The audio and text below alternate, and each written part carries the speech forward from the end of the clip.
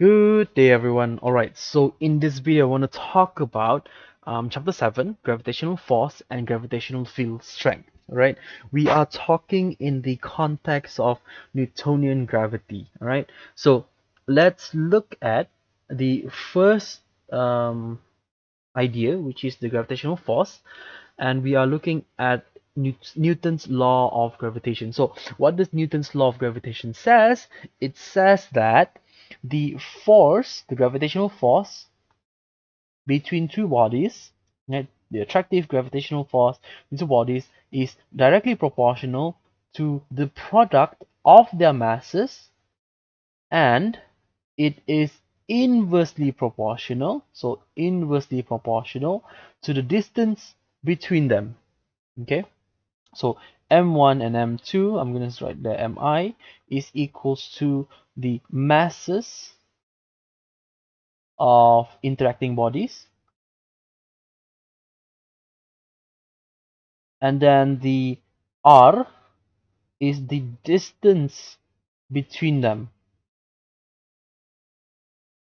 between them. Now, of course, these are relations, right? They are directly proportional, inversely proportional. In fact, the second one is what we call an inverse square law. Inverse square law, which you will see in Coulomb's law later on as well. Um, so how do we convert this in something that is calculatable? I mean something that you can calculate, right? In other words, how do we convert this into an equation? Well, because they're proportionality relations, what we can do is we can introduce a proportionality constant, g. Okay, so m1 m2 over r squared, and this is the proportionality constant. Proportionality constant. Okay, that is just there just so that you can make sure everything is dimensionally correct, the values are the same as well, I mean the values are correct as well. Okay, but again, it's just an equation that expresses the initial relationship, which is these two. Okay, all right, so this is what Newton's law of gravitation speaks about. Okay, now of course this proportionality constant was calculated by Henry Cavendish in 1798. Okay, you can read up more on it and online or on in textbooks. Links of it I will include in the description down below. All right, his experiment was relatively simple. He used two sphere, right, attached with a rod that you can rotate, and it will rotate through a small angle, and then he used a light beam, and then it will reflect off of a mirror onto the rotating apparatus. But more details on that in the description, right? Okay, so let's look at the second thing that we want to familiarize with, which is the gravitational field strength. By definition, what we say is it is the force, the gravitational force acting per unit mass, right? But which one, right? For example, we have two interacting bodies here. We have the source and we have the test. So which one are we talking about? Well, generally, or in many cases, what we see is that both experience attractive force, attractive gravitational force, right? But they will undergo very different. They will experience very different gravitational field strength.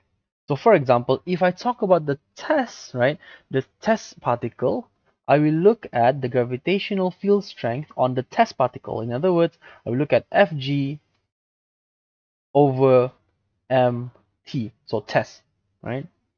And this is going to be merely g m source per unit r square. Okay, if I want to look at the gravitational field strength of the source that the source experienced by the test subject, then I can also use the same equation but change the mass into the mass of the source. So g m test over r square.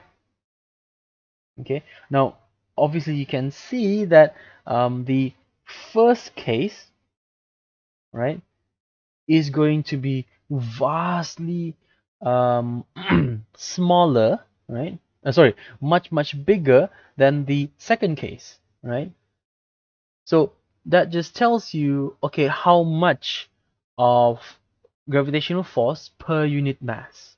Okay, so that is by definition. That is how we define gravitational field strength. Of course, physically there are bigger there is a bigger picture out there, in a sense that fields are generally just an area in space and time that one thing influence the other. So for example, in our example right now, we have the source influencing the test particle, and then the test particle as will influence the source as well, and we're talking about in the context of gravitation, right?